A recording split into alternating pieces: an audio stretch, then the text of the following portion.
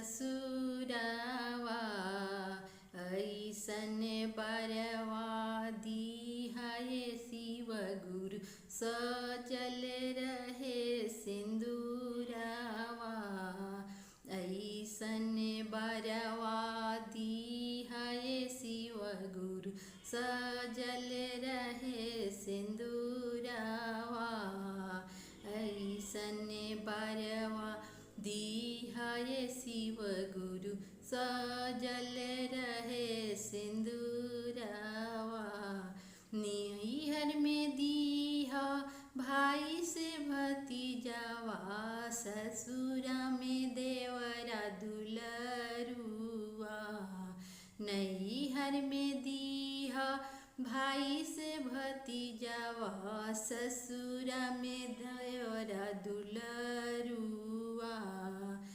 ऐसन बरवा दिहाए शिव गुरु सजल रहे सिंदूरावा ऐसन बरवा दिहाए शिव गुरु सजल रहे सिंदूरावा ऐसन बरवा दिहाए शिव गुरु सजल रहे सिंदूरावा लौकु से ऐसन संतानवा दीहा सुंदर सजन बरदानवा लौकु से ऐसन संतानवा दीहा सुंदर सजन बरदानवा ऐसन बरवा दिहाए शिव गुरु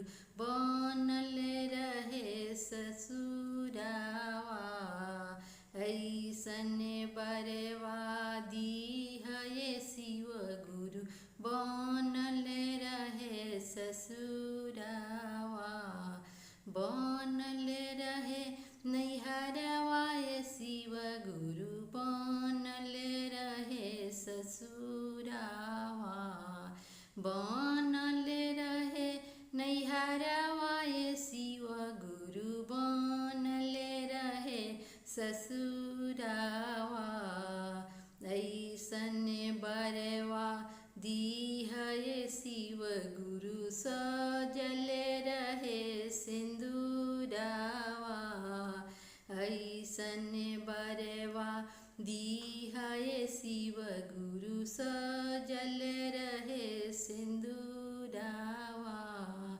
ऐसन बरवा दिहाए शिव गुरु सजल रहे सिंदूरावा ऐसन बरवा दिहाए शिव गुरु सजल रहे सिंदूरावा ओरियाए शिवजी बगिया लगवनी से कवना ओरियाना शिवजी काटिले हो खिड़किया से कवना ओरियाना शिवजी काटिले खिड़किया से कवना ओरियाना पूर्व ओरियाए गौरा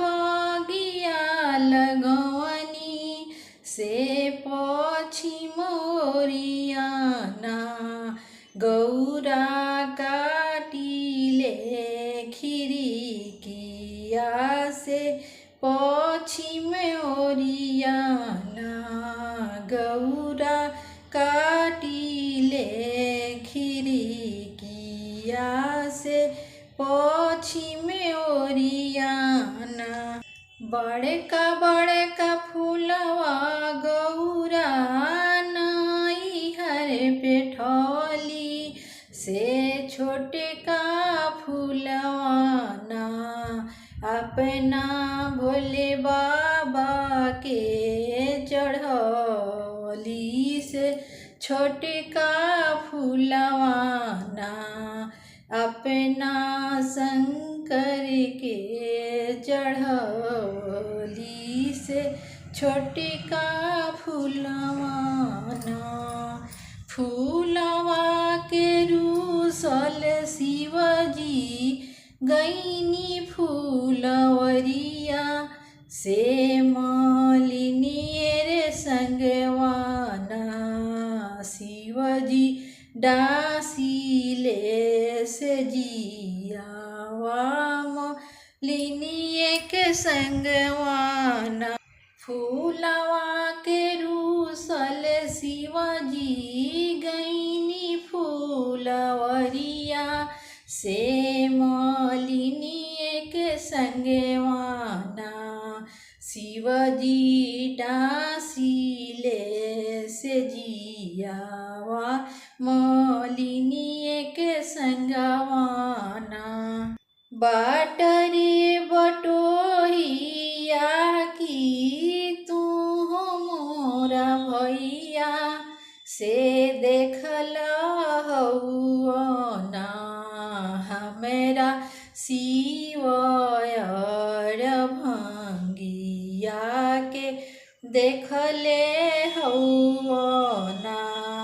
हमना भोले और भंगिया के देखल हउना। देखनी में देखनी गौरा ओही फुलवरिया से मालिनी के संगवाना। शिवजी डासिले से जियावा मालिनी के संगवाना। देखनी में देखनी गौरा ओही फूलवरिया से मालिनी के सथवाना। भोले बाबा डासिले से जियावा मालिनी के संगवाना। तोहरा के देव मालिन डाला भरी सोनवा। तोहरा के देव मालिन डाला भरी सोनवा से छोड़ी रे देहुना। हमेरा शिवयर भंगिया के छोड़ी देहुना। हमरा भोलायर भंगिया के छोड़ी देहुना। आगी त लगई गौरा डाला भरी सोनवा से बजर परोना। तोहरा गलवा के हारवा से बजर परोना। आगी त लगई गौरा डाला भरी सोनवा से बजर परोना। तोहरा गलवा के हारवा से बजर परोना। अगर आप सबको मेरा गाना अच्छा लगा हो तो कृपया मेरे चैनल को सपोर्ट कीजिए, लाइक कमेंट सब्सक्राइब कीजिए। फिर मिलेंगे ऐसे ही सुंदर सा गाना लेके। तो प्लीज़ मेरे चैनल को सपोर्ट कीजिए।